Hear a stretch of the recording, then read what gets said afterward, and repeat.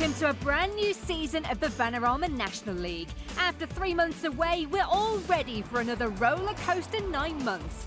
But before we bring you all the weekend's action, here's what happened during an eventful summer.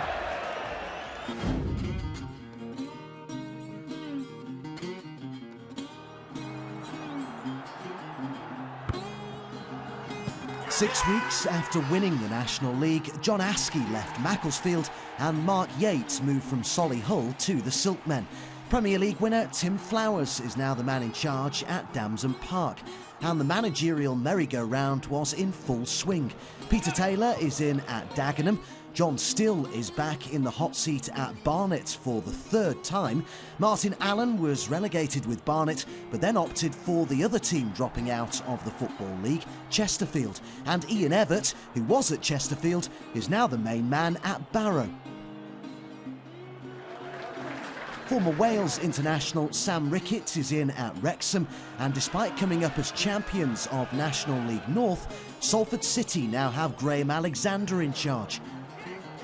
Some of last season's biggest hitters in the National League have earned their chance in the Football League.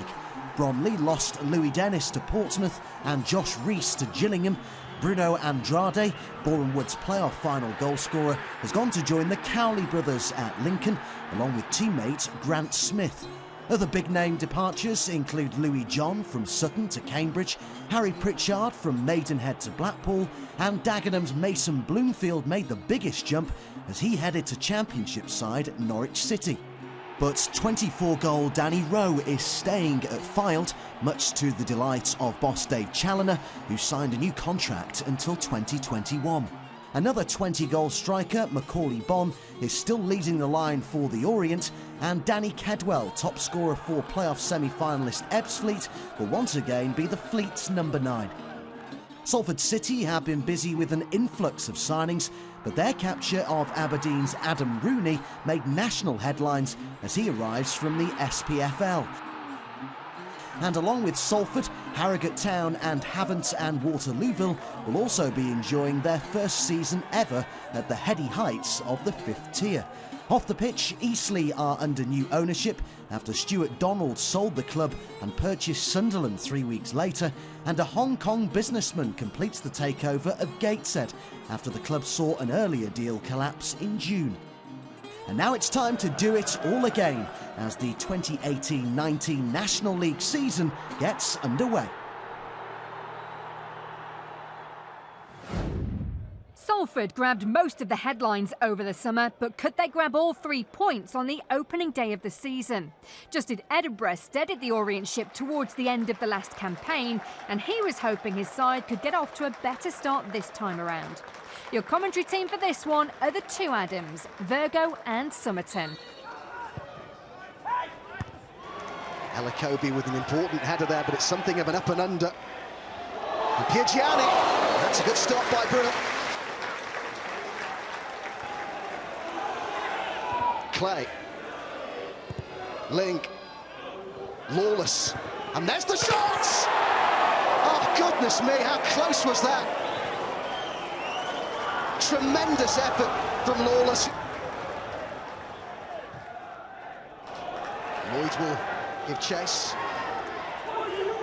Walker's in support, Lloyd with the ball in. There's the opening goal of the National League season. And it's a tremendous run from Danny Lloyd. Gets between the two centre-halves, and he's got so much time to look up and pick a pass out. And what Gaffney does brilliantly, he just takes it first time, doesn't he?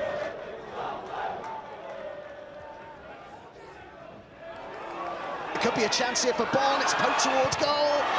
Vital last-ditch challenge there by Hogan. It's over the head of Link, and now it's Rooney, and Gaffney was there. And Horton's there, and Gaffney's there too. No one could apply that crucial final touch. Clay. Brophy calling for it and getting it. Dayton, I should say, good ball! On off the post! And it's still not in! What a let-off for Salford. Towards that back post! And it's in! Finally! knocking on the door. Hogan may have got the last touch in off the line, but they've just attacked it brilliantly. They're trying to hold out. Yeah, certainly an own goal in the end. All square then at Moorland. Nothing to separate these two would-be title contenders. That Leyton Orient fully deserved the equaliser that came for them in the closing stages. A shot by Clay. The unfortunate deflection off Liam Hogan, the Amis captain, making it 1-1.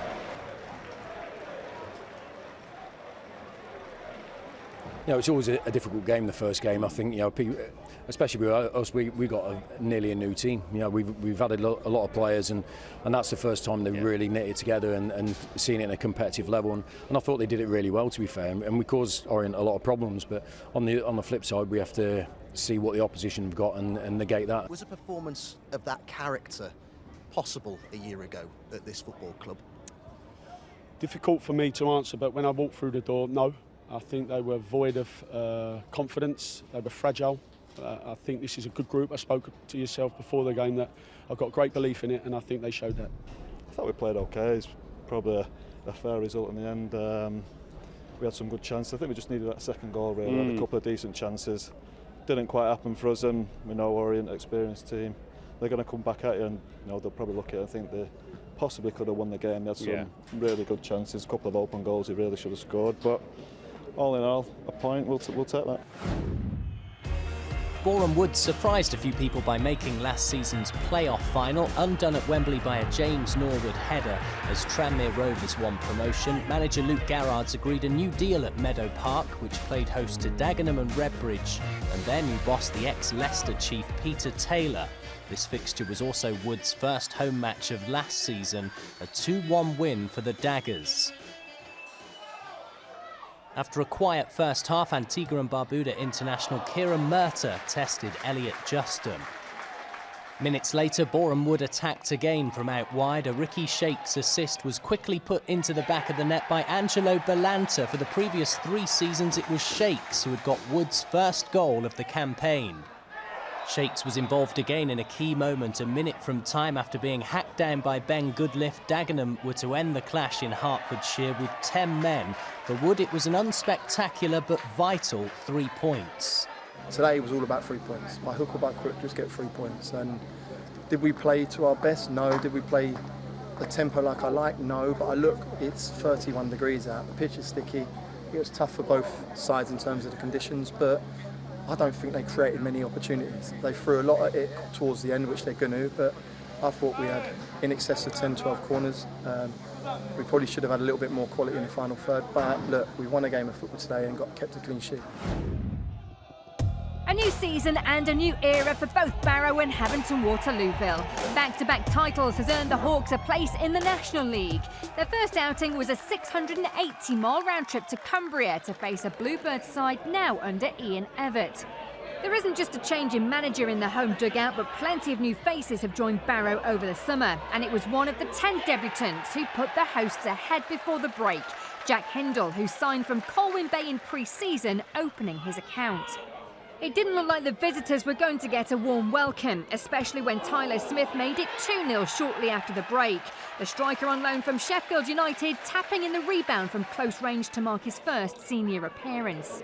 And on 72 minutes, Hindle bagged his brace and Barrow's second home win in 10 months. The newcomers now face playoff finalist Boreham Wood. Barrow travel to Halifax. I'm really pleased for the players. They've worked incredibly hard pre-season. They've given me everything. They've done everything I've asked of them. We're a new group. We had 10 debuts, I think, today. So the exciting thing for me is that we're going to improve. First half, we were a bit nervy, edgy. Didn't really pass it as much as I'd like, but the goal gave us the confidence second half to go and do what we did. But I'm delighted for them because the hard work they've put in, they've deserved that. A first meeting for these two as Harrogate Town hosted 5th tier football for the first time in their history. Sutton United had their best campaign last season, finishing 3rd. With a few minutes to go before the break in Yorkshire, an Aswad Thomas free kick was headed in by Charlie Clough on target on his debut following a summer switch from Barnet. On the hour mark, George Thompson tested the Sutton #1 Jamie Butler before Jack Muldoon followed up to make it 1-1. Muldoon's recently signed from Fylde. With the game into its last few minutes, there was to be a third debut goal of the afternoon. Former Shrewsbury Town stalwart Kelvin Langmead thought he'd won it for Harrogate after beating Butler. But Paul Doswell's men rallied, earning a penalty after a handball in the box in the 93rd minute.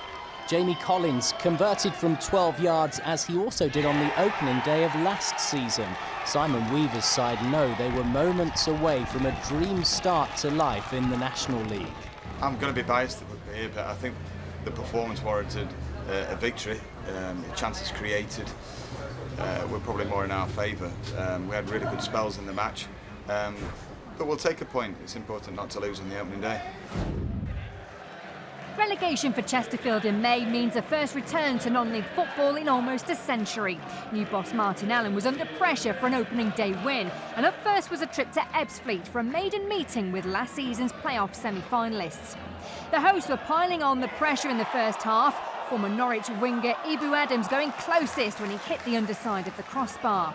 But Daryl McMahon's side ended up being punished for their missed opportunities when Zavon Hines, linking up well with former West Brom striker Marc-Antoine Fortuné, was fouled in the box by Sam Magri. Penalty to the Spirites. Hines stepped up to the spot and sent Nathan Ashmore the wrong way. A perfect start for Chesterfield, who held on to the single goal to claim their first 3 points.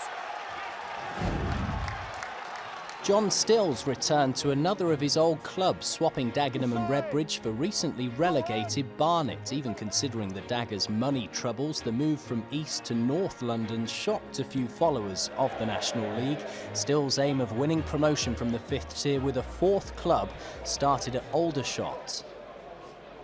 A half hour gone, Barnet's Dan Sparks hit the underside of the bar, and then following up from close range, Charlie Adams blazed over. On the other side of the break, Stills' visitors connected with the woodwork again. This time it was Shaq Coulthurst who was unable to break the deadlock. Barnet continued to threaten in front of their new boss, who's in charge for a third time. A Craig Robson header was cleared off the line by Aldershot's Lewis Kinsella. Finally, in added time, Coulthurst went close once more, denied by the post on this occasion in the only fixture in the National League this weekend to end goalless. You're in a new role this summer. How was it hard leaving Dagenham? Yeah, it was very difficult, to be honest. It wasn't anything. If you'd have asked me a year ago, I would have thought I'd have seen my time in managing out. But football's football. The problems at Dagenham were difficult. I've known the chairman at Barnet for many years, and in the end we decided to come along with some staff. And we're looking forward to the challenge of this. You know, it's football, I love it. Starting at Crabble, where two familiar foes went head-to-head. Another season in the 5th tier means Wrexham are now the longest-serving club in the National League. But beating Chris Kinnear's Whites is something that has always eluded them. Summer signing Mike Fundop made sure history wasn't about to repeat itself, though. His acrobatic effort beating Mitch Walker to put the visitors ahead. Dover were handed an opportunity to respond on the stroke of half-time when Ini Effiong went down under a challenge from Akil Wright. How much contact there was is debatable. Justice perhaps done then when the number 12 was unable to convert the spot kick, keeper Rob Leyton going the right way. Jamie Allen thought he'd salvaged a late point for Dover when he pounced on Leyton's drop ball, but referee David Rock ruled for a foul and no goal. An opening day win for Wrexham for the first time in 4 years, and for new boss Sam Ricketts. I think what that showed today was we've got a team who were wholehearted. They obviously give everything physically, which is a great start. I think that's a good starting performance. I think we've got an awful lot to improve on. I don't want to be scrapping for the last 20-25 minutes a game like we were today. I love the fact that we can do it and we can see the game out. I just don't want to see that every week. Braintree Town secured an immediate return to the National League last season, winning the playoffs in the south on penalties. FC Halifax weren't too far away from relegation from the 5th tier, ending their previous campaign 16th. With 3 minutes left of the first half, a Ben Tomlinson corner was headed in by debutant Johnny Edwards, who moved to the Shaman after being released by Hull City. On the other side of the interval, another Halifax set piece. This time Josh Staunton was brilliantly denied by Ben Killip. Dead ball situations were proving to be testing for Brad Quinton's men. Past the hour mark, Tomlinson teed up the former Huddersfield Town captain Nathan Clark. 2-0 it ended. FC Halifax had failed to score in their previous 3 visits to Essex. This team of mine, they're young. They'll be improving week in, week out, and I'll stick with them. I'll work them hard. I'll believe in their ability, and we work as hard as we can. And by Christmas, I'll be able to tell you where we are. Fylde and Bromley may have finished without silverware last season, but both had plenty to be positive about. 82 goals, including 24 from that man, helped the Coasters cruise to the playoffs, whilst the Ravens reached Wembley in the FA Trophy final. It took all of the first half for last season's leading scorers to register their opening goal. Captain Andy Bond tapping into an open net after a mix-up in the Bromley back line.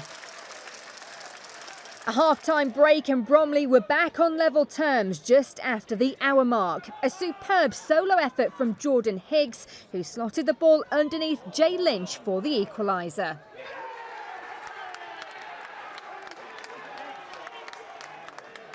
But just 5 minutes later, it was starman Danny Rowe to the rescue. Proving just why he's on the Football League radar, he stole the show with a stunning strike, cutting inside and curling nicely into the top corner. A boost for Fylde as they head to Wrexham in midweek. Second half, really, it wasn't a great deal going on. I think their goal comes from nothing, and then we go the other end and our goal comes from nothing, really. Like I say, a goal will be fitting to win any game, so delighted to win, and we'll obviously take that into Tuesday night now. Facing Eastleigh away, Solihull Moors are on manager number 7 since winning promotion to the National League 2 years ago. Ex-England keeper Tim Flowers is now in charge, replacing Mark Yates, who left at the start of the summer for Macclesfield. Moors' Hampshire test started with 2 injuries inside the opening half an hour. Then in the 77th minute, they gave away a penalty as Oscar Goburn was hauled to the ground. Paul McCallum's right peg was far too good for Ryan Boot. 1-0 to Eastleigh. Andy Hessenthaler's side did defeat Solihull 4-1 on the final day of last season, but had won only 1 of their last 6 moments after taking the lead. Disorganised defending eventually allowed an opening for Adi Yusuf, who got the better of Graham Stack, 1-1.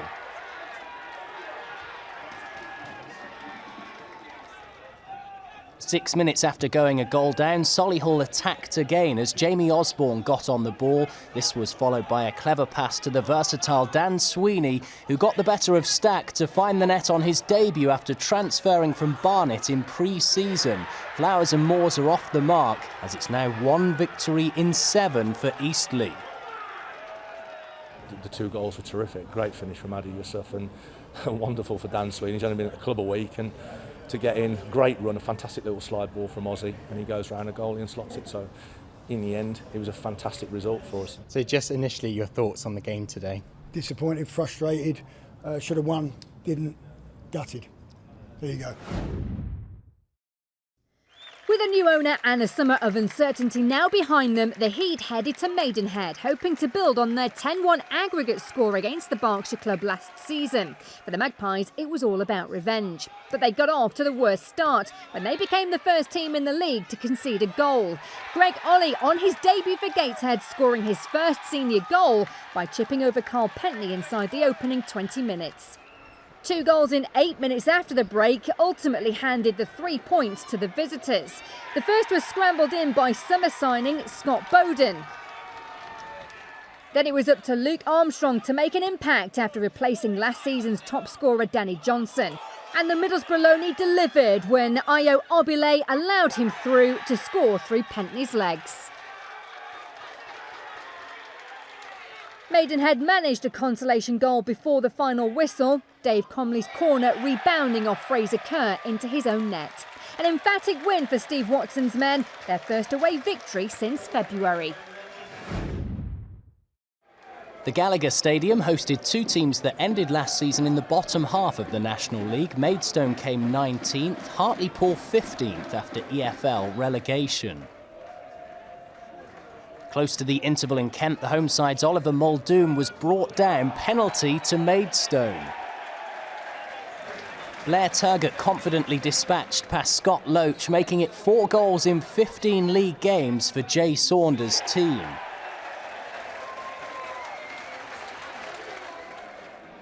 But just a minute after falling behind, Hartlepool pressure led to an instant equaliser. On target on his debut, Liam Noble, a Wembley playoff champion with Forest Green Rovers. Matthew Bates had to settle for a point then from his first game in permanent charge of pools.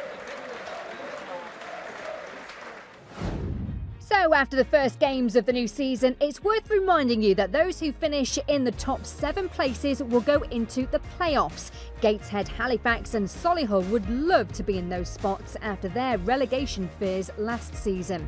First place will secure automatic promotion to the Football League. Second and third place teams guarantee home advantage in the playoff semi-finals. But if you think the table will look like this at the end of the season, you haven't witnessed the topsy-turvy nature of this division before. And newly promoted Braintree and Havant and Waterlooville will be hoping the bottom 4 isn't a regular feature for them. On Saturday, the BT Sport cameras head to North Wales, where Sam Ricketts continues his managerial quest to lift Wrexham out of England's 5th tier. Last season's playoff finalists Boreham would visit the racecourse, hoping to follow up their opening weekend victory with another win. Then the following week, Maidenhead United host Maidstone United. Coverage for both of those start from 12:15. And finishing off our August coverage, we follow Harrogate's journey at this level for the first time in their 99-year history, as they travel to face Danny Rowe & Co at AFC Fylde. All of those games are exclusively live on BT Sport 1 and on our 4K UHD channel. Well, it's early doors, but I'm sure we're set for another enthralling season in the Vanarama National League. That's all for now. Thanks for watching. We'll see you again next week.